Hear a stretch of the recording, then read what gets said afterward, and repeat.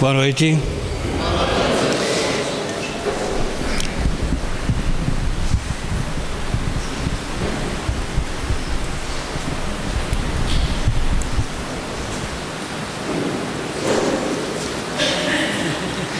Eu acho que era a posição do microfone. Boa noite não saiu muito adequado. Vai melhorar? Agora sim. Agora vai sair um boa noite bem forte, viu, gente? Boa noite.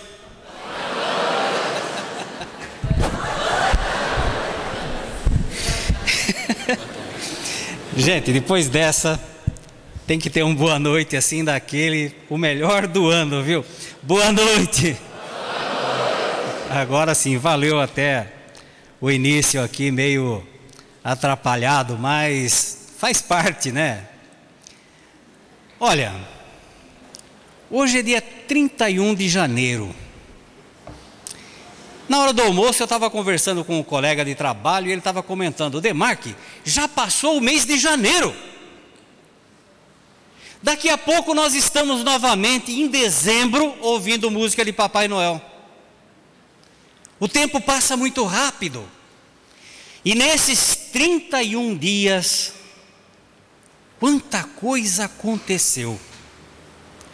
Aqui no Brasil foram tantas tragédias, gente. Enchentes, vendavais, tornados, coisa que não se ouvia falar aqui no Brasil. Está havendo incidência de tornado. O deslizamento de terras lá na região de Teresópolis. Gente, alguma coisa nos diz que nós estamos passando por um momento muito grave e solene da humanidade. Quando olhamos para a Europa, nevascas que nunca ocorreram antes. Sempre teve frio e neve. Nevasca sempre foi uma incidência corriqueira, mas não do porte que estão ocorrendo. Na Austrália, inundações incríveis. E nós temos ouvido por aí muitas pessoas pensando: 2012, tem a profecia Inca, o calendário Inca, o mundo vai acabar em 2012. E já venderam bastante livro por aí, com a profecia Inca, 2012, o ano da hecatombe. Fizeram até um filme, que quando a gente assiste, fala: meu Deus do céu. Me lembrou até uma história no interior, porque essa história de fim do mundo já vem de algum tempo, viu? Eu era moleque, era criança, mas existem fatos que passam na vida da gente e não esquecemos jamais. Eu devia ter uns 6 ou 7 anos de idade, morava no sítio, e eu me lembro que aquela tarde, era uma tarde assim, final do mês de junho, em que o céu estava límpido, claro, sem uma nuvem. E no final do dia eu tinha uma tarefa. Eu tinha que ir até o paiol, preparar o milho para a criação, cortar a mandioca, o milho. E quando ia para o paiol, o gado já sabia, ia atrás, que sabia que vinha lá a comida depois para eles. E era o finalzinho do dia, o sol já estava quase se pondo. E nunca tinha ouvido falar tanto de final do mundo como naquela época. E na minha cabeça de criança aquilo assustava. Eu entrei no paiol e daí a pouco eu escutei um barulho, era como se fosse um trovão muito forte, contínuo. E aí eu fiquei assustado pensando: mas não tinha nenhuma nuvem no céu. Eu abri a porta do paiol, olhei para o céu e uma coisa assustadora. No céu, no meio do céu passava assim uma coisinha bem alto, como se fosse uma ponta de flecha negra, deixando um risco no meio do céu, como se estivesse abrindo o céu no meio. Na colônia morava uma senhora que ela se dizia espírita. Qualquer coisa ela recebia, incorporava o guia. E naquele dia, as pessoas, diante daquele barulho, daquele fato inusitado, saíram para fora, todo mundo assustado. O que é que estava acontecendo? Já de imediato, no meio da pastagem, a dona Cecília incorporou o guia e ele já deu a profecia. É o fim do mundo. O céu está se abrindo e vão surgir os anjos do Senhor para aniquilar a humanidade. Pronto, mas foi uma gritaria, um desespero, todo mundo de joelho no meio da pastagem. Olha, era uma cena patética, se não fosse trágica. E todos nós lá assustados, rezando o terço. Aquela noite foi uma coisa terrível. E tinha um caboclo lá, o nome dele era Zé Lima. Era medroso, quando eu falava em fim do mundo, ele falava: meu Deus do céu, se acabar o mundo eu vou me enfiar num buraco. Tinha chovido muito e tinha feito um buraco enorme. E ele falava: eu vou me esconder naquele buraco se acabar o mundo. Mas tinha o Firmino lá, aquele lá não tinha medo de nada. Ele falava: ah, você é um medroso, que coisa, imagina esconder num buraco, se o mundo acaba, acaba o buraco também. Bom, eu sei dizer que depois daquele fato lá, todos nós rezamos a noite inteira com medo que anoiteceu, aquele negócio foi embora e ficou aquele risco. E à noite a gente achava: bom, alguma coisa vai acontecer. E amanheceu o dia seguinte e não aconteceu nada. Mas todo mundo ficou preocupado, porque o Zé Lima, que era o medroso, sumiu. E o Firmino, que era o corajoso, sumiu também. No dia seguinte de manhã fomos encontrar os dois lá dentro do buraco. Então eles pintam umas coisas de final do mundo, é uma histeria, uma coisa assim tão terrível, que eu fico pensando: se for uma coisa tão feia assim, gente, eu vou procurar um buraco para me esconder também. Porque não é possível o que eles fazem com o ser humano.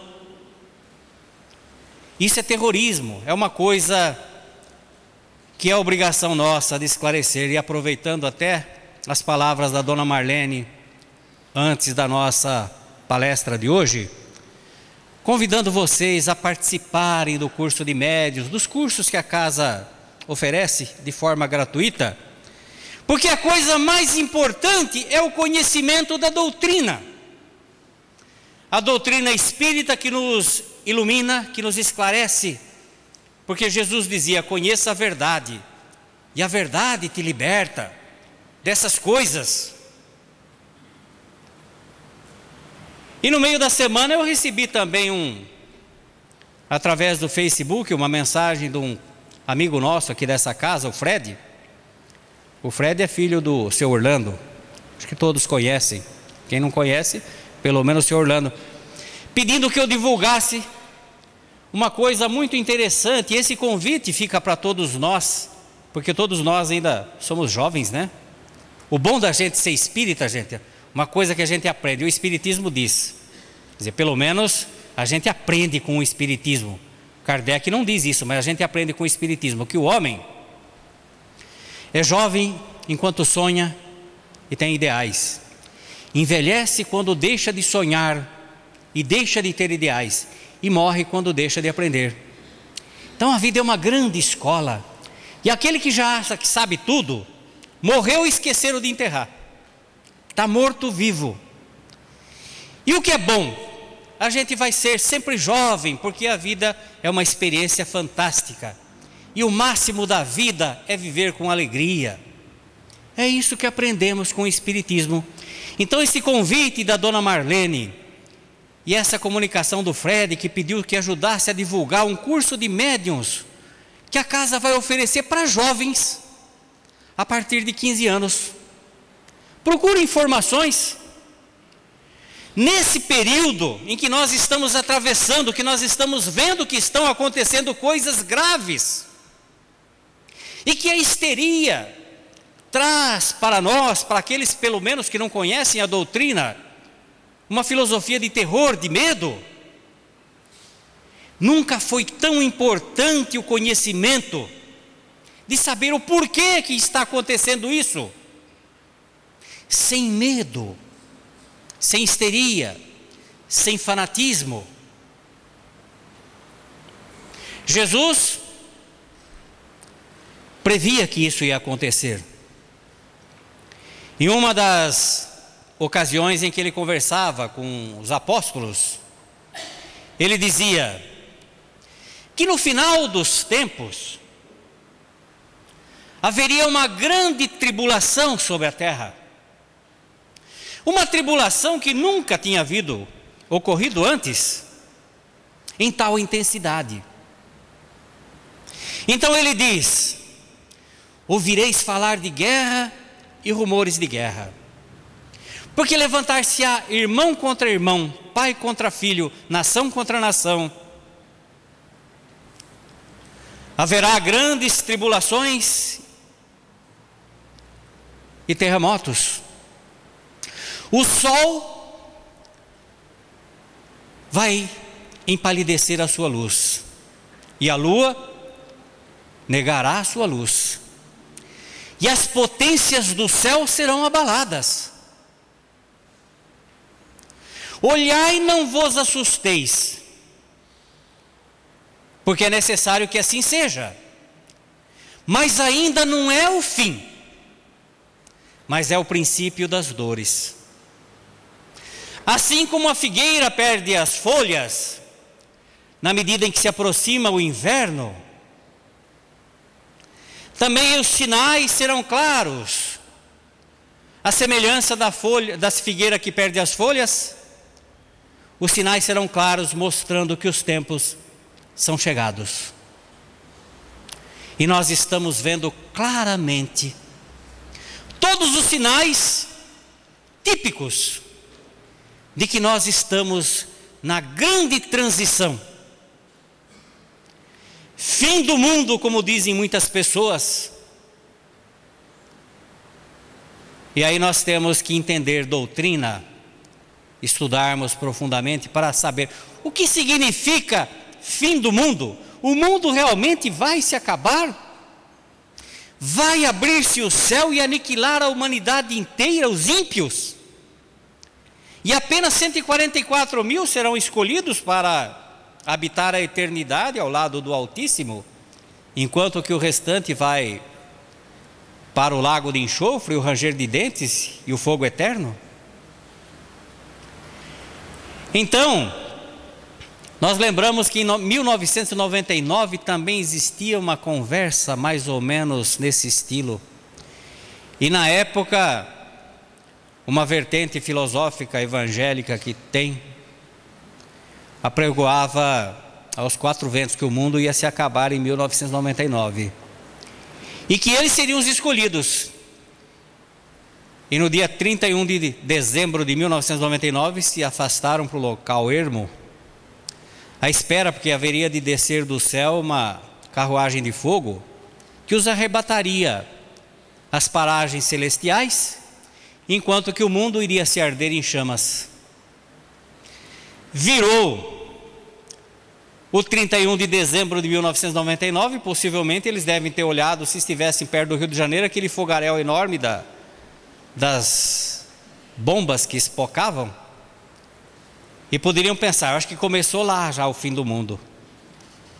Mas virou a noite, veio o 1º de janeiro de 2000 e o mundo não acabou. Graças a Deus, porque senão nós estávamos lá ardendo, hein? Nas chamas do inferno, porque só eles que iam ser salvos. Então, nós precisamos entender o que é que está acontecendo e por que está acontecendo. Qual é a nossa atitude? A atitude, antes de mais nada, tem que ser de serenidade, porque Jesus nos diz: olhai, não vos assusteis, porque é necessário que assim seja, mas ainda não é o fim, é o princípio das dores. Então nós estamos começando. Muitos espíritos têm trazido suas mensagens através de Divaldo Pereira Franco, Joana de Ângeles, Dr. Bezerra de Menezes, Manuel Filomeno de Miranda e outros tantos, trazido mensagens. Gente, nós estamos passando um momento de transição. Os sinais estão aí. Nós nunca vimos tantas catástrofes. As pessoas dizem: ah, mas sempre teve terremoto, erupções vulcânicas, maremotos. Os tsunamis nós nunca tínhamos ouvido falar antes. Gente, tsunami é uma palavra nova.